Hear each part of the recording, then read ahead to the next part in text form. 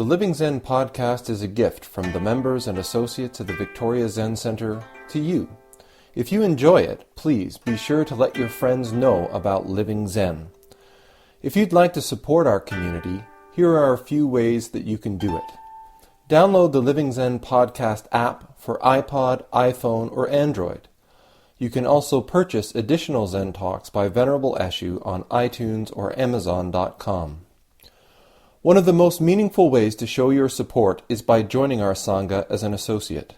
Your commitment of $10 a month will ensure that offerings like the Living Zen podcast and our online e-Zendo will continue to be available around the world to everyone with an interest in truly living Zen. To become an associate, please visit our website at www.zenwest.ca and click on the membership tab. Thank you for your support.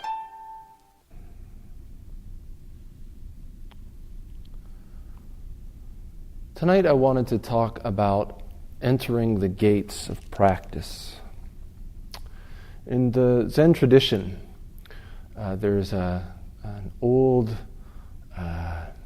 custom that when a person comes to train, when a person comes to engage in serious Zen practice, they've traveled, they've left home, it's called, and they travel to a practice center where they are asked for admittance to the training place. And the custom is that rather than saying, "Oh, come on in," they're met with resistance.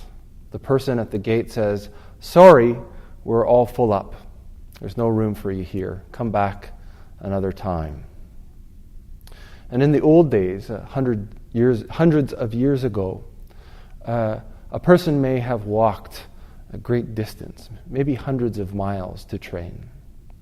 But they knew that when they arrived, they would be turned away, because this is an acknowledgement of the difficulty of practice.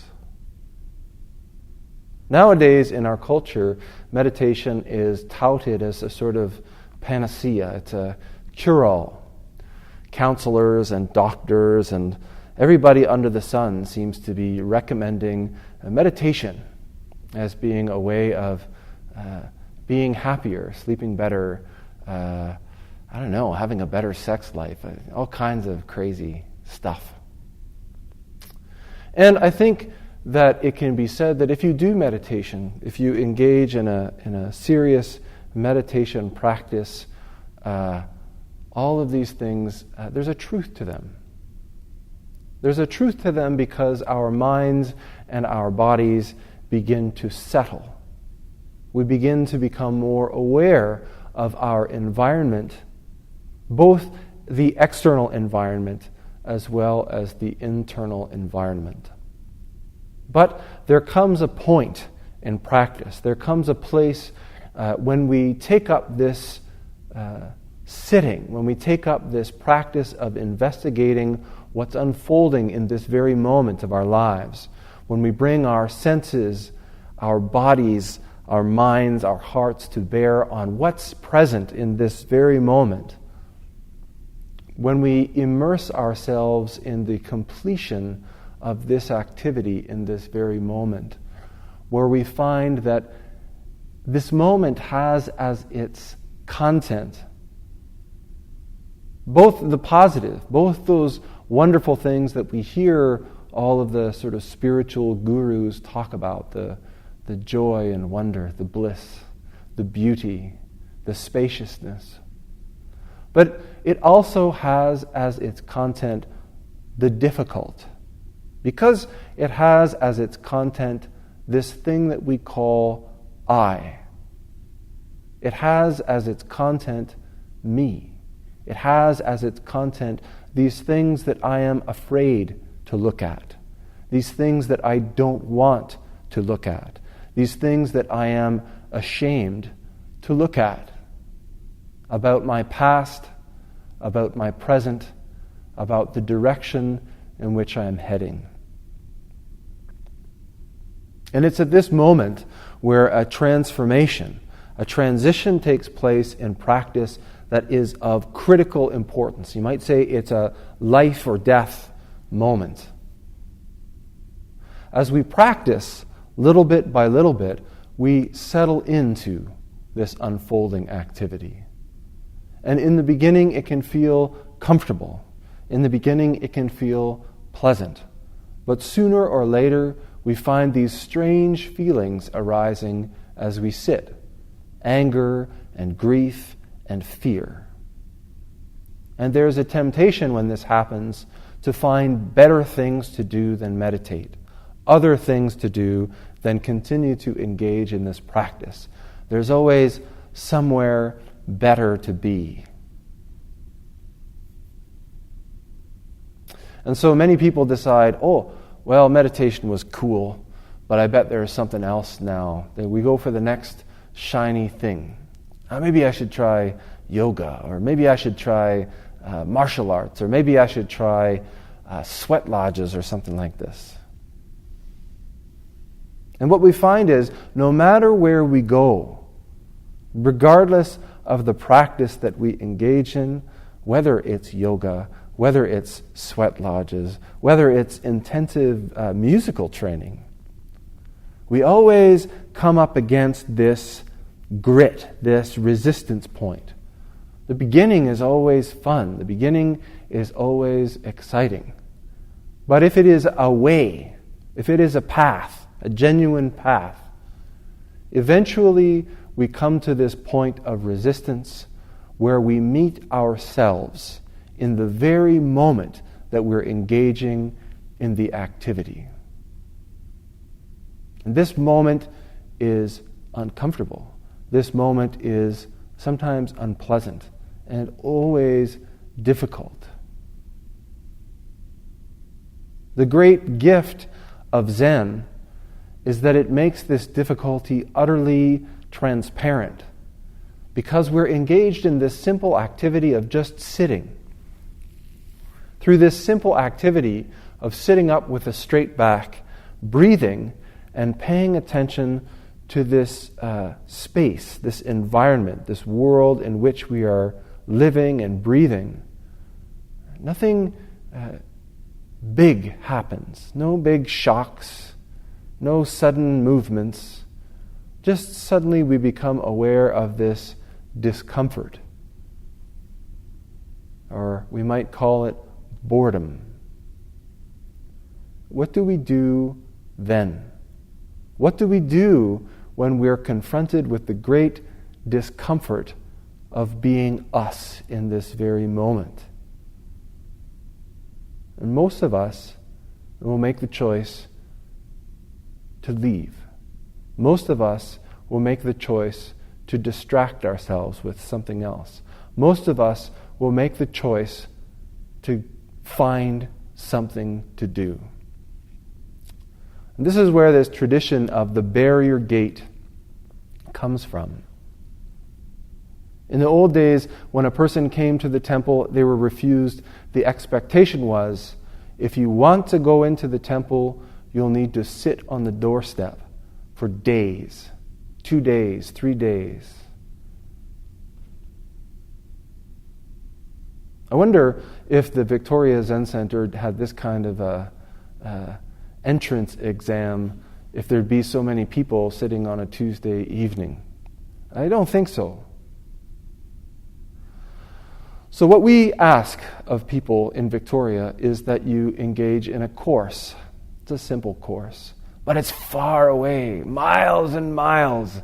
It's all the way in Souk. And you don't have to walk. You can actually drive, or maybe take the bus, even carpool. God, I think my eyebrows will fall out. I'm so soft.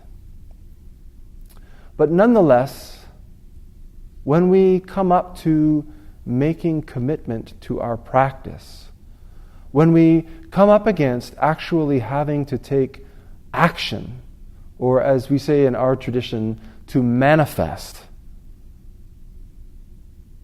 to arise and move towards transformation, we find that our old friends, fear and doubt and shame, they all arise together, conspire.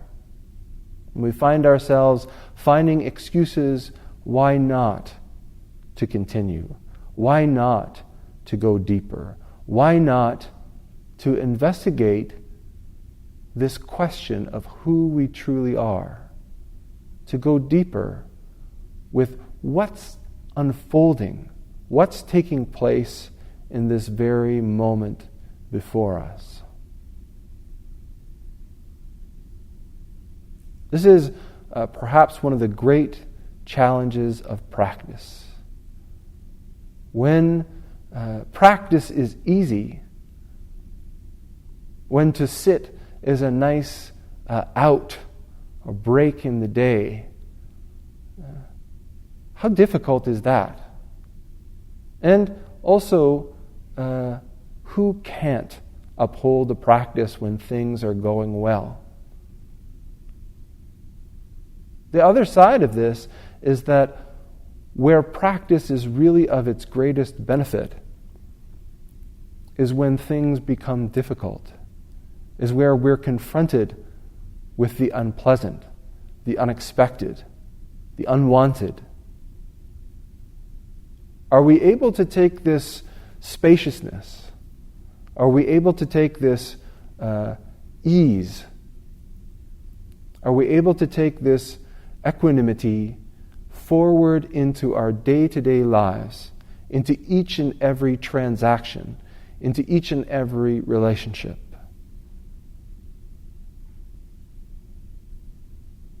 I encourage everybody to take the time to think about their practice, to contemplate where it is that you want to go.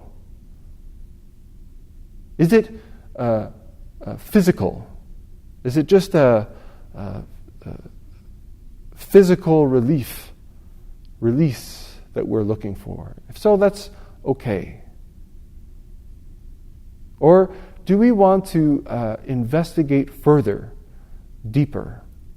Do we want to clarify our very nature and understand how we can be liberated from suffering? This is something completely different.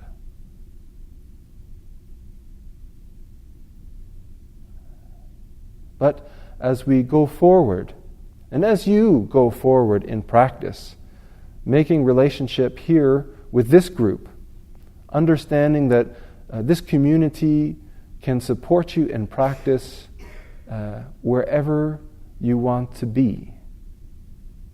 You want to shave your head and become a monk? Okay.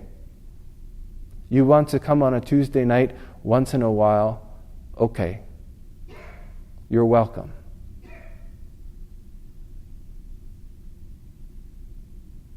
But however you want to engage with practice, please just do it.